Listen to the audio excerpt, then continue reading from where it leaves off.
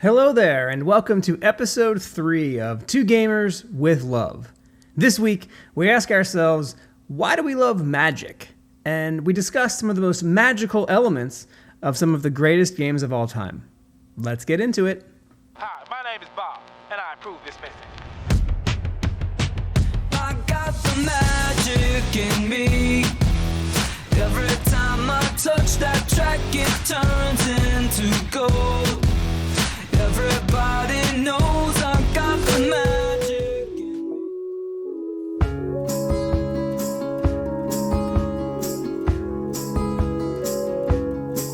I got a coin in the palm. I can make it disappear. I got a card up my sleeve. Name it and I'll pull it out your ear.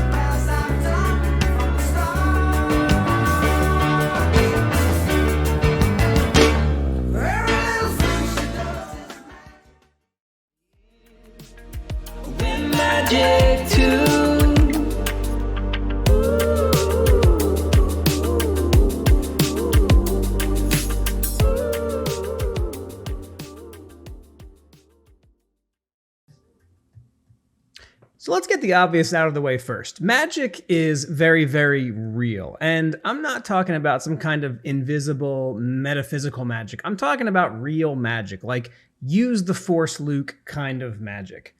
We encounter magic all the time, and I think people tend to easily dismiss it. Our senses give us a lot of reliable information, and we tend to default to this information to explain our world. The things we see, touch, taste, smell, and hear are tangible and easily cataloged, assigned values and weights and numbers and words and symbols, everything pristinely organized, labeled, and ready to be sold. But what about the rest of it? What about that feeling you get on a good day when it feels like everything is going right? What about when the lights dim just before the movie starts and you feel that little flutter of excitement? How about the last time you were at a concert, syncopated with thousands of other beating hearts, jumping and singing along to that spinning mirror ball on stage as a magical door opened and your heart ran joyfully through it? Or the last time you played a video game that moved you somehow, that stirred something inside you, that made you feel like a kid again, or made you laugh, or made you sad, or made you smile. This is magic. It's real. It's tangible magic. Perhaps we learn to ignore it through time, choosing to invest our energies into industry and finance and building of societies and wealth and technology.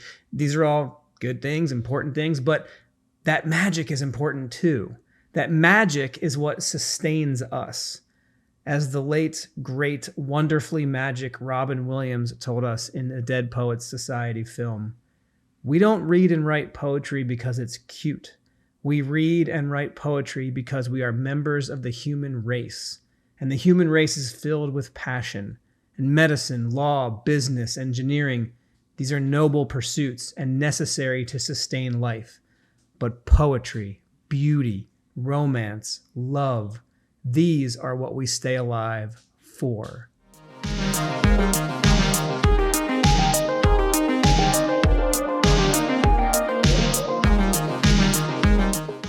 That is the magic I'm talking about, the magic of creation.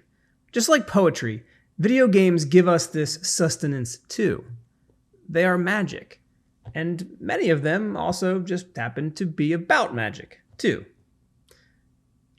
According to Wikipedia, Final Fantasy was first released was the first Final Fantasy game released, and it is a fantasy role-playing video game developed and published by Square, released in 1987. It is the first game in Square's Final Fantasy series, which was created by Hironobu Sakaguchi. Originally released for the Nintendo Entertainment System, Final Fantasy was remade for several video game consoles after, and is frequently packaged with Final Fantasy II in video game collections. The original Final Fantasy game, the first one, follows the story of 4 youths called the Warriors of Light, who each carry one of their world's 4 elemental crystals, which have been darkened by the 4 elemental fiends. Together they quest to defeat these evil forces, restore light to the crystals, and save their world. Final Fantasy is a game and a story filled with magic, literal casting of spells, and also that intangible, undefinable, mysterious magic that makes you fall in love with something. When I was in the 8th grade, my friend Kyle introduced me to many things that would form the foundation of so many of my interests as I would get older. Star Wars, renting videos from Blockbuster, and the game Final Fantasy VI. Up until this point,